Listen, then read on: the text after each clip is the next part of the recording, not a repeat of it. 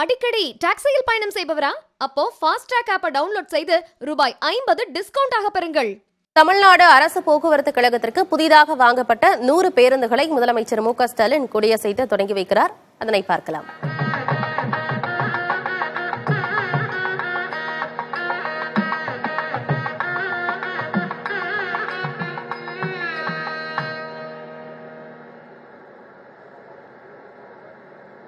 விவரங்களோடு செய்தியாளர் ராஜ்குமார் இணைந்திருக்கிறார். என்ன விவரம் ராஜ்குமார்?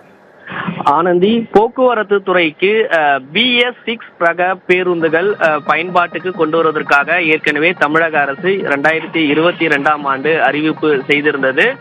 மொத்தமாக 1666 பேருந்துகள் தமிழகம் முழுவதும் போக்குவரத்து துறைக்கு புதிய பேருந்துகள் வாங்குவதற்காக அரசு திட்டமிட்டிருந்த நிலையில் தற்போது 100 புதிய பேருந்துகள் பொதுமக்கள் பயன்பாட்டுக்காக கொண்டு வரப்பட்டிருக்கிறது. தமிழக முதலமைச்சர் மு க ஸ்டாலின் பல்லவன் இல்லத்தில் நடைபெற்று வரக்கூடிய இந்த நிகழ்வில் 100 பேருந்துகளுக்கு கொடியசைத்து துவக்கி வைப்பதற்கான ஏற்பாடுகள் நடந்து வருகிறது.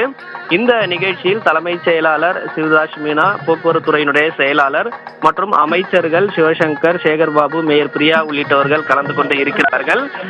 தமிழகம் முழுவதுமே புதிய பேருந்துகள் வாங்குவதற்கு அரசு திட்டமிட்டு அதற்கான பணிகளில் ஈடுபட்டு வருகிறார்கள்.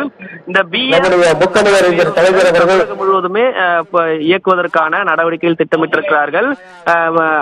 இதில் முதல் கட்டமாக 100 பேருந்துகள் பயன்பாட்டுக்கு வந்திருக்கிறது. இது விழுப்புரம் கோட்டத்தில் 40 பேருந்துகளும், அதே போன்று கோயம்புத்தூர் போக்குவரத்து கழகத்தில் 40 பேருந்துகள், கும்பகோணம் கோட்டத்தில் 10 பேருந்துகள், அதே போன்று மதுரை, திருநெல்வேலியில் 5 பேருந்துகள் முதல் கட்டமாக இயக்குவதற்கு நடவடிக்கை எடுத்திருக்கிறார்கள். அதன் அடிப்படையில் தற்போது புதிய பேருந்துகளுக்கான நிகழ்ச்சியில் முதலமைச்சர் மு க ஸ்டாலின் கொடியசைத்து துவக்கி வைத்திருக்கிறார். ஆனந்தி, தகவல்களுக்கு நன்றி ராஜ்குமார்.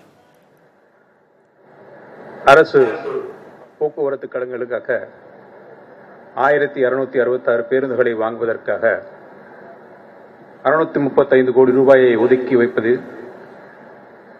அடிக்கடி டாக்ஸியில் பயணம் செய்பவரா? அப்போ ஃபாஸ்ட் ட்ராக் ஆப்பை டவுன்லோட் செய்து ரூபாய் 50 டிஸ்கவுண்ட் ஆக பெறுங்கள்.